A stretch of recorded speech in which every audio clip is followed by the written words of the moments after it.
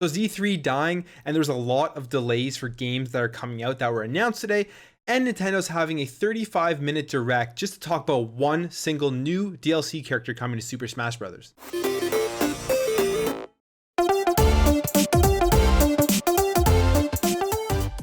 First, starting off with E3, it was announced that PlayStation will not be attending the event again.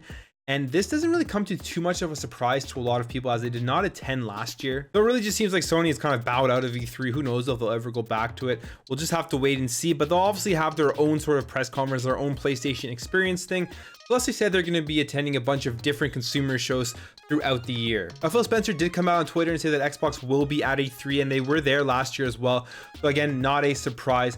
And at E3, they're obviously going to be showing off the Xbox Series X, the features, the UI, all that kind of stuff. And they'll probably show off some games running on the Xbox Series X. Now, what does this really mean? All in all, this kind of tells you that you're going to be getting an announcement for the PlayStation 5 before June. And I say this because there's no way that PlayStation is going to allow Microsoft and Xbox to show off the Xbox Series X at E3 without there being any sort of announcement about the PlayStation 5, because then the hype for the Xbox will just continuously increase and there will be nothing out there yet for the PlayStation 5. So I'm thinking that PlayStation is going to have their own event in the next couple of months, maybe February. I'm hoping for February, to announce the PlayStation 5, to show off some games, and to go into in-depth more about what we can expect to receive when the PS5 is finally released. Now, does this mean that E3 is dying? I don't really think so. I think it just really means that the conference itself is going to have to switch its focus from those massive companies like Sony, like EA, who doesn't really go anymore, and then focus on smaller developers, or focus more on the developers that actually go to the show, like Bethesda and Ubisoft,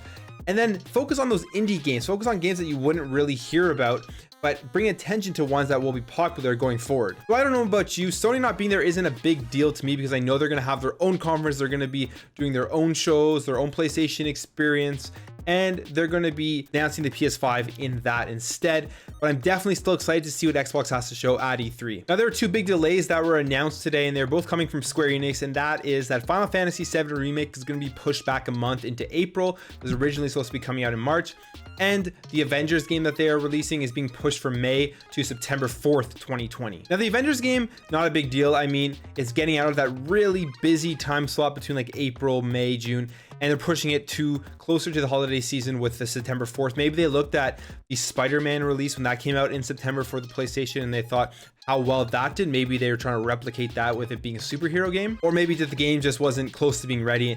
And I'm okay with delays. I think the delays are good as long as you're getting a game once it's released that is complete and doesn't have bugs, doesn't need all these updates and downloads to come with it. Now, Final Fantasy being pushed to April is absolutely crazy. Not because it's a long delay or anything, or that I care that there's a delay. It's more so that they're releasing it in April now.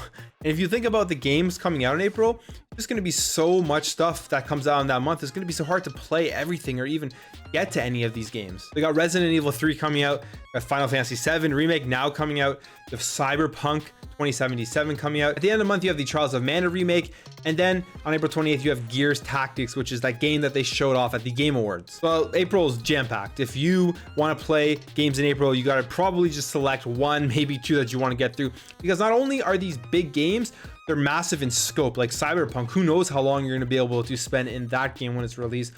And that is going to take up so much time. It's going to be so hard to get to anything else. But yeah, I'm looking forward to them all. I'm probably going to start with Cyberpunk, then move to Final Fantasy VII. And I don't know if I'll even get the Final Fantasy VII Remake within April with how long Cyberpunk's going to be, but we will have to wait and see. And then finally, Nintendo announced that there's going to be a 35-minute direct style thing for a new Super Smash Bros. DLC character coming out, just going over the moves and who this character is. There's been leaks and everything. Who knows who it's going to be? Could it be Dante from Devil May Cry? Could it be Travis from Nowhere Heroes? Could it be Waluigi finally? But I'm thinking it's going to be Travis from Nowhere Heroes from the leaks and everything that's come out. We'll have to wait and see. This will be on January 16th at 6 a.m. Pacific Standard Time. Yeah, those are just some things I wanted to talk about because there was a bunch of stuff that came out, smaller things, wasn't really needing for a massive video for, but I want to talk about those things because it is interesting with PlayStation not attending E3, and now we have these two big delays for these highly anticipated games. I'm interested in how that's going to affect the April release schedule.